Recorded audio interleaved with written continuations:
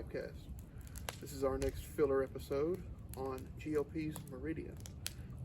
Let's take a look at that blend right now. So this is Meridian by GLP's. You can actually see that it's sort of a ribbon cut cross between a broken flake is what it looks like. There are some pretty hefty chunks in here. I would probably, if I had to make a choice, would say that it's a ribbon cut, but it looks like kind of the in-between the two worlds. It's comprised, of course, of Turkish Orientals, Latakia, and Red Virginia, and it looks like he takes a lot of pride in putting a lot of Virginia in this. I'm not seeing as much dark Latakia as I would normally see in a regular Balkan blend. This does look like it probably is comprised heavily of Oriental and Virginia, and light, at least on this pinch, on the Latakia. Okay, so as you see, that was Meridian. What do you think about that cut, Zach? Well, as far as Meridian's concerned, it's got really, I mean, it's not necessarily a ribbon cut, and it isn't necessarily a broken flake. Yeah. It's sort of this dances in between, and, you know, we kind of go over that a little bit. I mean, of course, if you were to hold, like I said, you know, me to one or the other, I'd probably say it's a ribbon cut. It does have a broken flake characteristic. Is it Almost coarse cut? well, isn't coarse sort of squared off? Either way, it feels like that maybe it hasn't been broken up completely yet. It's very reminiscent of all GLP's blends. Well, I mean, sort of tumbled. You'll notice with some other GLP's blends that we're going to get to in the future that they do have quite a bit more what I'll call standard brick and mortar cut, like the standard coarse square cut. Okay. You probably find that in what I would call lower grade Cornell and Deal blends. You're going to see that stuff in like Haunted Bookshop. That more fine ribbon. Mm-hmm. Yeah. Just a step above shag, kind of. So this is your first impression of this blend. So what do you think? On first light, it definitely had, if we're sort of, this is another one of those Balkans, so if you throw it into that realm, it had a very unique first light, and I'm still sort of smelling it, or tasting it. Maybe it's an interesting topping of some sort. It's sort of like that kerosene, acrid kind of flavor, but more ramped up. And the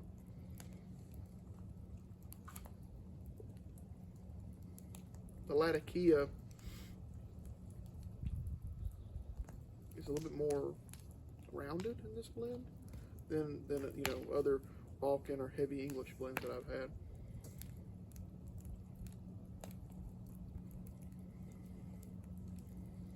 I think the Oriental, I can get a little bit of that Oriental underneath there. I don't know, it's whatever that flavor is that's on top of it, it's very unique to this blend. I haven't had a blend with this kind of top note on it. But you've smoked this quite a bit.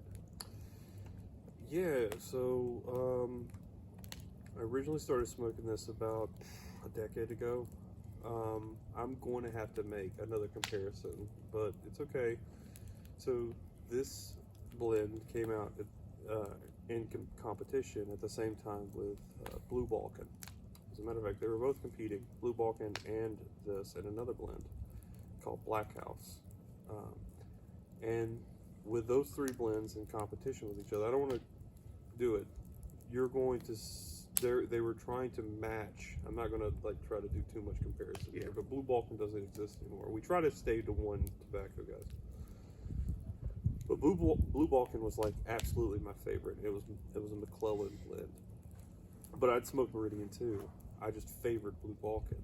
On return to this, these are what I call, because those Meridian and Blue Balkan are what I call the Tabasco Balkans. They remind me of smoking a Latakia blend with a touch of Tabasco or hot sauce. I love the flavor of it. I forgot how much I love this blend. This is for someone who cares about more than just, I think, Virginia and Oriental and Latakia melded. This is going to be Latakia forward with a touch of some sauce. I swear it's got some sort of casing or topping on it that is just completely Tabasco to me, and I love it. I'm a hot sauce fanatic in just my regular life, so when I smoke this blend, just that touch of spice, that sort of Cajun spice that you get when you're eating, like, you know, bull crawfish or something like that, or if you're just having blackened fish, this is what comes out. These Cajun flavors come out of this. If you're familiar with New Orleans cuisine or Southern Louisiana, you know, seafood or anything like that, these are the flavors that are very reminiscent of those blends, Balkan Blue and Meridian. Meridian is a classic. GOP's really, I don't know what it is about that particular GOP's blend, but I love it. It feels like it's actually blended for me. I almost was hesitant about smoking it again, because when you go on to these tobacco journeys like I have been, you smoke and smoke, smoke, smoke, smoke, and sometimes when something that you really love like Balkan Blue fades away, I wasn't really in the mood to return to Balkan Blue in the form of Meridian, which would have been its competitor, and re-smoke it. But from smoking Meridian, really, I mean, it just took me back. It took me back to a place that I really like to be with this kind of like, it is very Latakia heavy with a Tabasco flair to it. The Orientals are wonderfully sour, and the Virginia has like this buttery sweetness at the end of it. And it's not that most of the time Virginias are buttery, but the way the Virginia and everything rounds off this blend is just pitch perfect. But like I said, it doesn't mask any of that Tabasco hot sauce flavor that I get from it. And, you know, McClellan was known heavily for having, well, one, superb Virginias, but also they had in their Latakia blends a ketchup smell, or vinegar smell. You can actually probably detect this in some Samuel Gawith mixtures like Squadron Leader. I don't smell it as much as I would when I smoked the McClellan blend, but I never saw it.